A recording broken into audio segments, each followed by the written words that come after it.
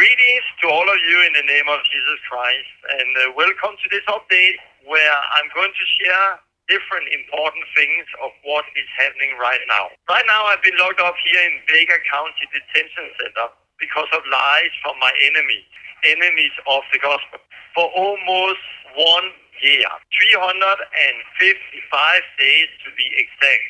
So almost 1 year, and it is very emotional to think of that it is 1 year. In 2 weeks, my daughter Stephanie have her birthday again, and if I'm not out by then, it's the second birthday of her I would miss because I am in jail. And in many ways, it's special to think of 1 year, and it's really hard for my family also right now because it's so long time. But I also want to say that God is helping them, and God is doing beautiful things. My youngest daughter, Simone, she wrote a beautiful post this Sunday on Father's Day on Facebook. And this is what she wrote. Happy Father's Day to my awesome dad. I'm so proud of you. I love you, Dad.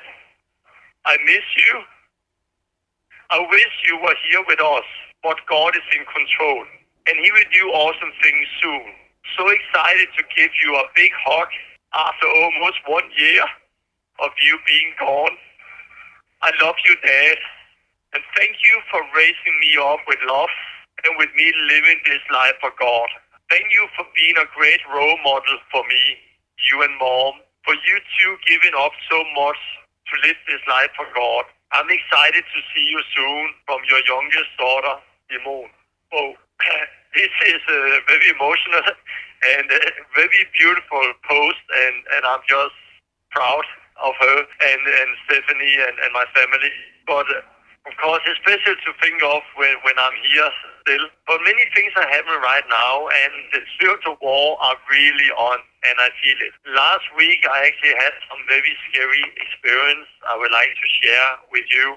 Some episode that really shocked me in a way where I was actually shaking all over my body afterwards. But first I want to share something that happened 2 days ago. I was sitting here talking with 2 inmates, and then they suddenly started to say that they were thanking God.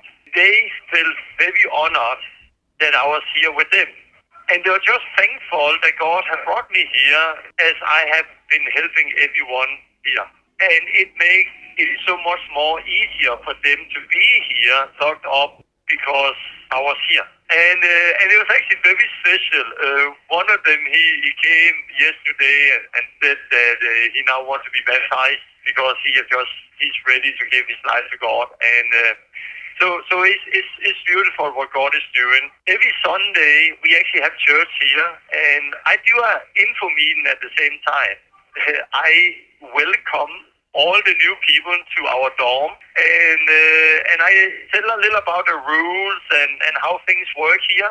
And then I encourage everyone. And I said that this is very hard. It is hard to be here, but this is only a season. But I also encourage people and say that none of us want to be here, but let's get the best out of it. And this can be a very, very hard time in our life, but it can also be the best time in our life. And this can be the time where they find God. So I really encourage people to spend time seeking God. And as you heard, one guy came to me yesterday and wants to get baptized now, and lives are being transformed. But I welcome people every Sunday and have church. I am the prisoner who have been here longest. As I said, I've almost been here 1 year. The next longest beside me have been here 5 months. Because most people here in my dorm are leaving after 3-4 months. Many are being released on a bond, but not me. I am too dangerous according to ICE, so I'm here without any option of a bond. And I've now been here twice as long as anyone else. And it's just crazy. But that's why I'm in a very unique setting right now, as many prisoners here look up to me, as I am the one who has been here dumb as long as anyone else. But there's so many things to be thankful for. I am thankful for God bringing me here. I can say that now. He has given so much to me, and I've been able to give hope to many others. But God has really done so many things. There's many things to be thankful for. I have actually written two books now. One book is a testimony book about my crazy journey and everything God had done in here, the revival I've seen, the life being changed, and the hard times, and what God had revealed to me. The other book is a teaching book, the teaching God had revealed to me. And that book is actually 200 pages handwritten with a security pin. This is a small pin I can bend so we don't hurt anyone. But they are written 200 pages, and that is without the Bible words. So I just write the verse reference, but I don't write the text down. So together with the text, it will be around 280 pages long. So there will be a book around 500 pages. So this teaching book is going to be a huge book. Because there's so much I really want to share with all of you when it's all over. Because God has truly revealed a lot of things. And I'm just so thankful for everything. But I also want to say I hope it's over soon. Because it's hard, and especially my family. It is really hard for my family right now also. Because it's almost 1 year. And then something happened last week that actually made it a little more difficult right now. Last week I had some very shocking experience here. My ICE officer, he came in to serve me some papers. And he said, I need to serve you this paper and you need to sign it right now. And it was papers where I should provide different things. And if I don't provide them what they asked for there, I could get fined. But I could also be criminal charged and go to prison for years, but actually up to 10 years. And there was a lot of things I did not understand in the document. So I was like, okay, but I need to show it to my lawyer.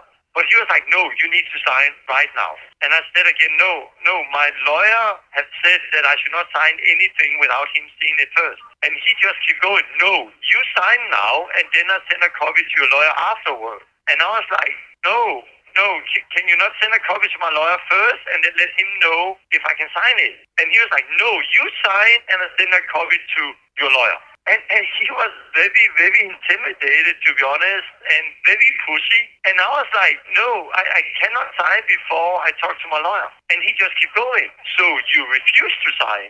And I said, no, I don't refuse to sign. I just need to talk to my lawyer. Like, I have a right to legal counsel, and I need to understand what I'm signing. But he was just very angry. And then he just turned around and left. And I stood there. And then I got a copy, and I mailed that copy to my lawyer. But then the ICE officer came back the day after, and the day after again. Before I had the chance to talk with my lawyer, and he had been here 3 times, intimidating me and pushing me to sign. And he was actually really angry and irritated that I wanted to speak to my lawyer and that he could not get me to sign the document. And previous, he had actually told me that he had been ordered not to speak to my attorneys. And it's just very strange and concerning. Why would an ICE officer be ordered not to speak with my attorneys? And it was just a really scary moment, and I felt very threatened. And other people in my dorm, they came to me afterwards, like, what is happening here? They have never seen an ICE officer act like this before. So something is going on right now, and this is the people who have locked me up. So just to give an idea of that, it's actually scary sometimes, and especially when all of this is happening. And now I know a little more about who's behind the lies, because many things have been revealed. And on our YouTube channel, we gave out the 3rd episode of the document called Revealing a few weeks ago, and that was a very heartbreaking episode. And it actually reveals who is behind this lie. And have you not seen the document, you really need to see it. Because it reveals a lot of things and how this is all connected back to Denmark. The same people 4 years ago used the media in Denmark to spread a lot of lies about me and who influenced the government to make laws to come after me. The same people are now active involved in America. So I fled Denmark to avoid going to jail, coming to America, and then going to jail here, where I've now been locked up for 1 year. Try to think of that. And 4 years ago, when I came to America, those same people at that time were already in contact with immigration. So 4 years ago when I came to America, they were already in contact with immigration, and through their lies, already that time, they actually managed to cancel my traveling papers. And therefore, according to their system, I have overstayed. But that is a lie. And it was also the same people who have been in contact with a guy, Paul May, as we already spoke about before, who did a YouTube channel and who have been communicating with ICE here. So it is all connected back to Denmark and the people in Europe, as you see in this documentary. So I really encourage you to go in and see it. And yeah, it's really scary right now because when I first arrived in America, one of those guys you see in the documentary, he actually wrote to me, and he wrote that he was happy that I was now coming to America because here he could finally destroy me. And later he wrote again that I will now go to jail because he had contact in Washington. And he wrote this to me like 2-3 years ago. And it's very special to think of right now because he was right. He was able to get me to jail. But he have not been able to destroy me. And he will not be able to do that because God is faithful. I believe in that. But this really shows the war we are in. Have you not seen the documentary Revealed episode 3 and the others? I really encourage you to see it and share it. We put a link in together with this update because there's so much in the documentary that's been revealed that just make it so much more clear what is happening here. It is really, really time for us as the church to wake up and understand that we are in a war. And I think all of you out there, you feel the change is happening in the world. And it has been happening a few years now, and you feel it. There have been so many lies, so much manipulation in the media, the wars, the politics, the division that's happening all over. And there's a war going on right now, and most people out there feel it. And this is the same war I'm standing in here. And we as a church, we really need to wake up and stand together in this. Because I'm just one of the first one who's going to experience it on this level. A few weeks ago, somebody sent me a dream I want to share with you. And this was the dream he sent. I had a dream I saw Torben released. He was dressed in white. There was a large gathering taking place to celebrate. I saw people planning and getting things ready for the gathering event.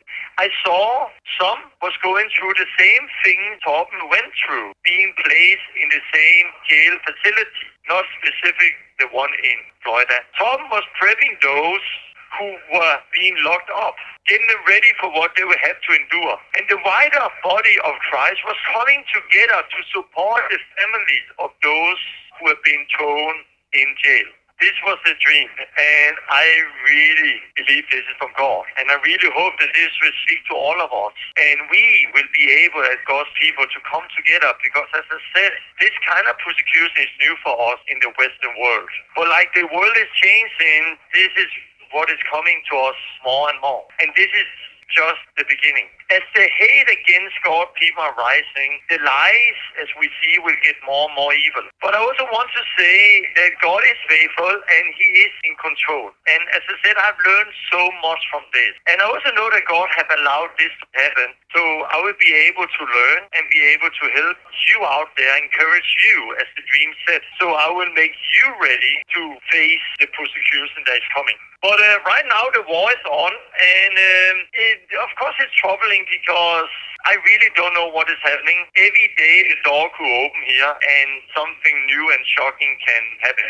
And it is stressful when I think of it. And I know the next days and weeks are very critical when it comes to my case. Also because of the lies from the people in Denmark and Europe and the contacts they have here. It all put me in a very difficult place right now. So we need prayers and we need you to help to spread the word. Make people aware of this. See the documentary, share this update, and make people aware of what is going on so we can wake up. I also want to say that we need more funding.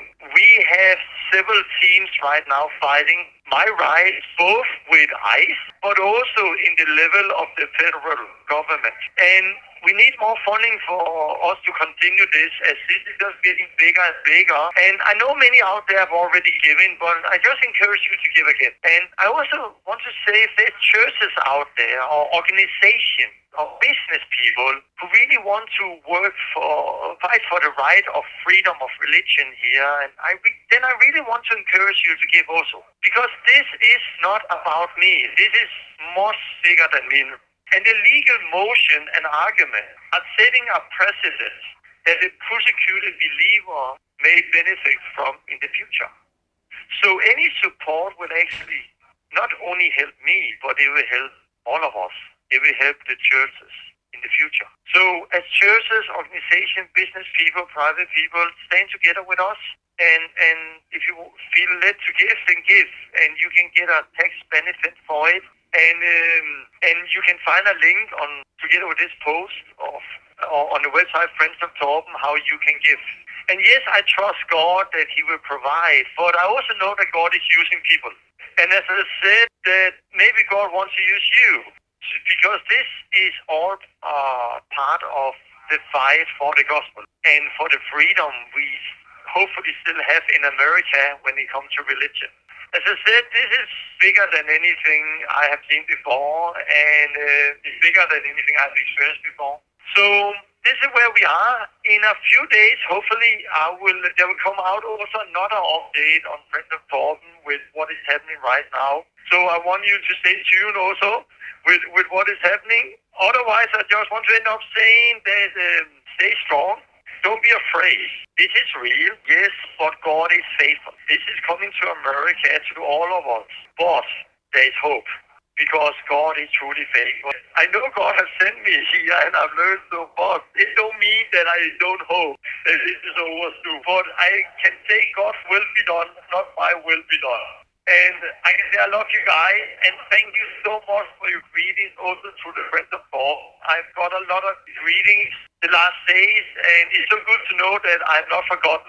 When you've been locked up so long time, you can sometimes feel that, but I feel your love toward us and my family, and I am so thankful.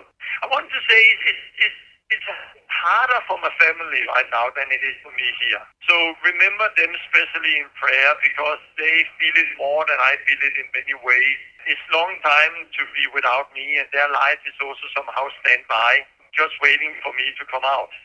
So pray for them, pray for my beautiful wife Lene and my kids and grandkids. And again, thank you for your support and prayer, and hope that I will be out very, very soon and see you all face to face and be able to impact endurance and faith to you and make you ready for what is coming. And also to see revival. God is working and doing great things. So big blessings to all of you. Love you guys. Stay strong. Stay close to Jesus. The Bible is the truth. And see you soon. Big blessing here from jail, Torben Sondergaard. Bye-bye.